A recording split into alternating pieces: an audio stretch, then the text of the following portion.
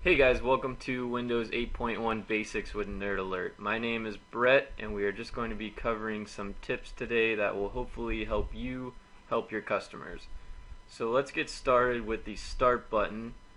If you don't have a Start button when you first get on a client's computer, what you're going to need to do is update that. So what you can do is actually hit the corner there. It'll be a little different. It'll show a box though. Alternatively, you can hit the Windows key on the keyboard, and that will take you into this, which is known as the Metro mode. Now in here, you'll be able to go to the Windows Store. If you don't see it, you can just start typing Store, and you'll get it over here. You can go in there, and you should see a big Windows 8.1 free upgrade. So go ahead and do that, and you'll get them updated. You'll have a Start button here. Okay, so assuming you have your Start button now, let's go ahead and click that, and we're going to go over into the Metro UI or Metro mode.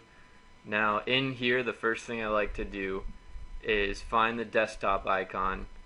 I can left click that. I like to bring it to the top here, put it at the top, right click it, resize it, and make it large. And try to make your customer aware of this, as it's a quick and easy way for them to get back to the desktop if they get stuck in this mode.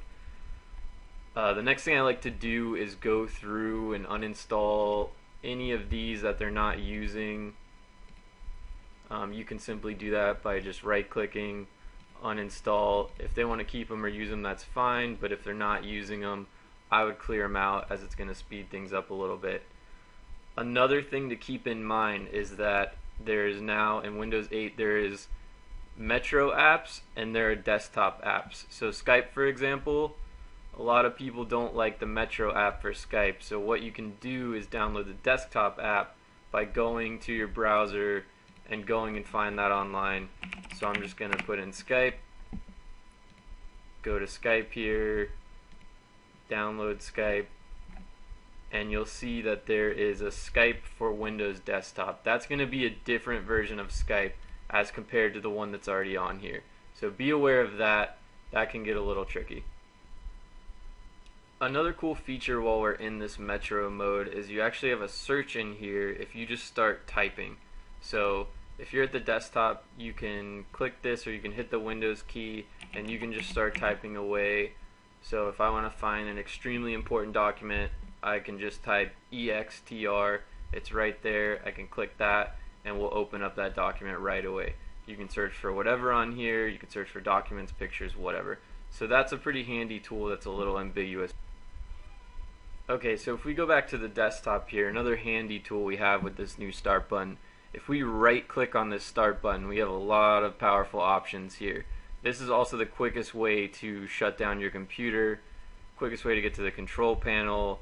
You have a lot of powerful tools here, so keep that in mind. That can be really helpful.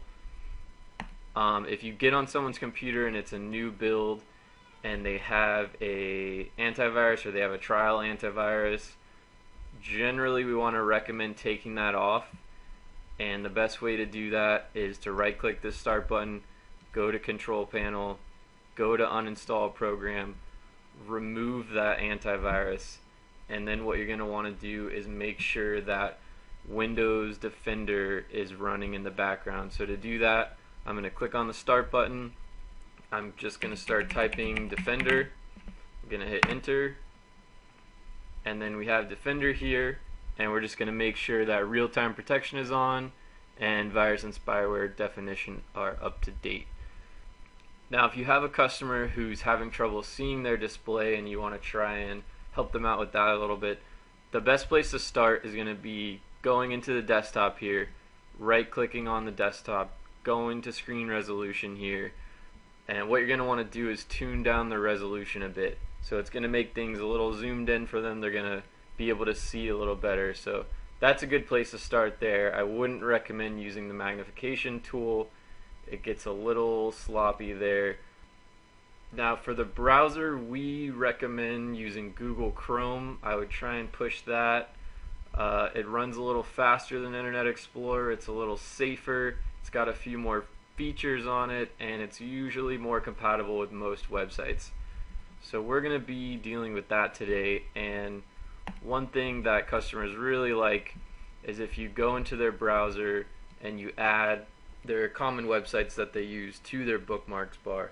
So what I'm going to do there is go into Chrome. I'm going to click the little hamburger here. I'm going to go to bookmarks and I'm going to go show bookmarks bar. So now what I'm going to do is add a bookmark. So just ask your customer what websites they use the most, whether it's shopping websites or Facebook. So we're going to add Facebook here. So you're just going to go to their site. You can go up here to the star, click that. I generally like to trim the names down. So like this, I'll just put Facebook. Make sure the folder is the bookmarks bar. Then I'm going to click done. It's added over here. And then they're good. So go through with them, see what websites they use, show them how to do that so they can do it themselves. But if they have the list of websites, go ahead and just add it for them so they don't have to type anything in. Also try to explain to them that they're a little more prone to viruses and malware. If they're using Internet Explorer, they're going to run into a few more problems. So another handy trick that most customers will appreciate you teaching them, especially if they're having trouble viewing things, is if you teach them the zoom in feature on their browser. So to do this, you're just going to press Control+ on any page, and that's going to zoom in for them. They can do it on any website they want, and Control- will bring it back down. Control-0 will actually bring it to the default page that it was at. So if I'm zoomed in way too far, I press Control-0, I'm back to the default setting. So that's it for today, guys. I hope this tutorial wasn't too boring for you, and I'm going to be signing off.